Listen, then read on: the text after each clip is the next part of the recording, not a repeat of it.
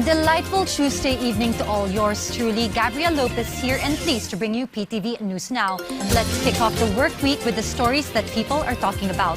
First up, the PNP is gearing up to step up to the plate by forming a special task force to back the DPWH in digging into the country's flood control projects. After getting the green light from a formal request by DPWH Secretary Vince Dizon, the PNP is ready to lend a hand in ensuring these critical projects are above board. Nartates stressed that they'll be keeping a watchful eye on the validation process, making sure no monkey business goes down. The task force aims to keep things clean, support engineers on the ground, and help restore public trust. Even the use of body cams is on the table, a move that shows they're not hiding anything under the rug. Mother Nature has its way of bending and breaking down the hardened hearts of men and machines. No better proof than China's conspicuously reduced presence in the disputed waters of the West Philippine Sea over the weekend, as Super Typhoon Nando closed in on the country for the landfall. In the latest military presser at Camp Aguinaldo earlier today, Philippine Navy spokesperson for WPS said less than 10 patrol vessels has come into view in Bajo de Masinloc, 2 in Ayungin Shoal, and only 1 Milita vessel near Pag-asa Island. Trinidad said the drop in Chinese maritime activity in the country's waters was due to the nasty weather befalling the country with the storms and typhoons that hit the country over the last 2 weeks, to include Super Typhoon Nando, which is headed for Hong Kong and the Chinese mainland even as I speak. Agro robots are leading the way in picking strawberries in the Golden Gate Central region at their exact ripeness. VOA's Jania Dulot reports from the Southland from this VOA's log-on feature.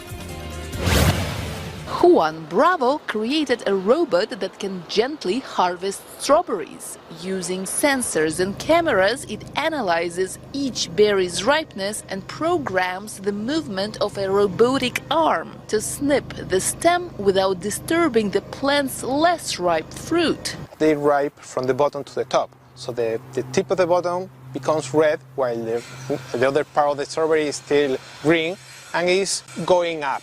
So we measure what part of the strawberry is in red and what is still remaining in green. We typically want about 90% red, 10% green. That is a perfect moment for harvest. On average, the robot cuts 1 berry every 10 seconds. Over the course of 3 days, the machine can harvest 8 hectares of strawberries. We don't want to touch the skin of the strawberry, never. So if we don't touch the surface, we are not going to contaminate it. Could be with mildew, or could be with virus or whatever. We don't touch the strawberry. Automated harvesting is augmented by Agrobot's bug vacuum, which is literally sucking out pests from the bushes without harming the berries, says Matt Conroy, district manager for a local fruits and vegetables producer. As an industry, we are short on people.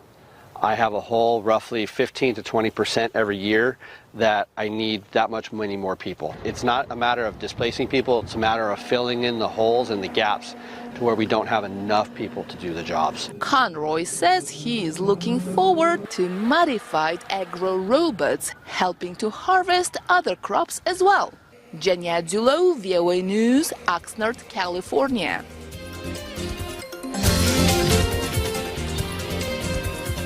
At this moment, let's turn to my colleague in PTV's Baguio City studios for what's brewing of late in the Cordilleras. Audrey. Naimbag arabii, sana nakalasa ti Rehiyon Cordillera it epekto ti Bagyo Nando, agsisinumbangir tinapasaran a landslide iti rehiyon. Sumagmamano a kalsada tinipasaraga po iti panagrega ay ti daga. Iti datos ti Department of Public Works and Highways Cordillera, dumanon iti 70 kat 6 a road sections ti apektado, bayat a 27 road section mat tinaiparikap gapo iti Bagyo o Mirasol ken Nando.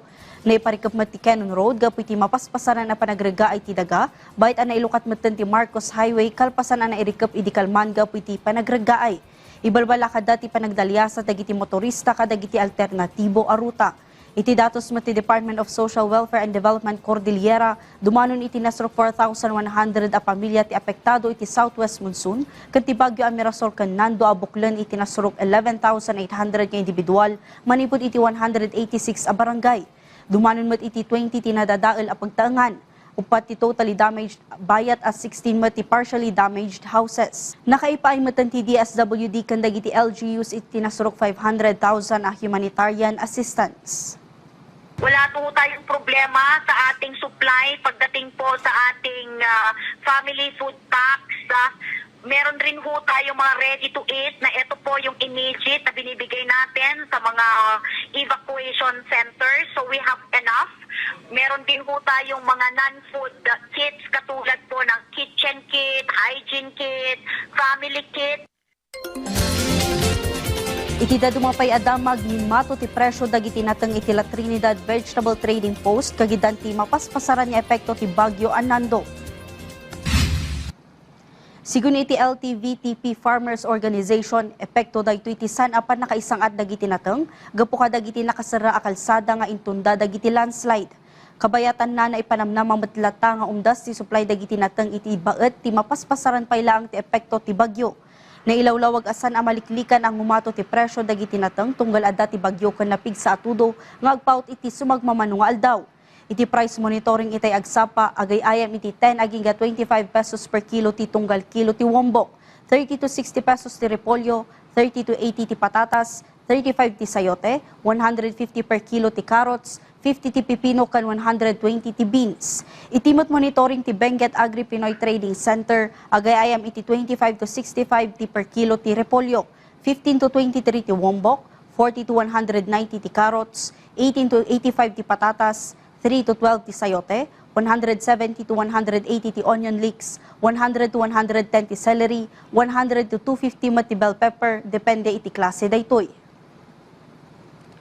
Adamot pa ilang supply, nga sumang sangkot. O rin, dati sila, adamot no makliran, adamot sumangkot.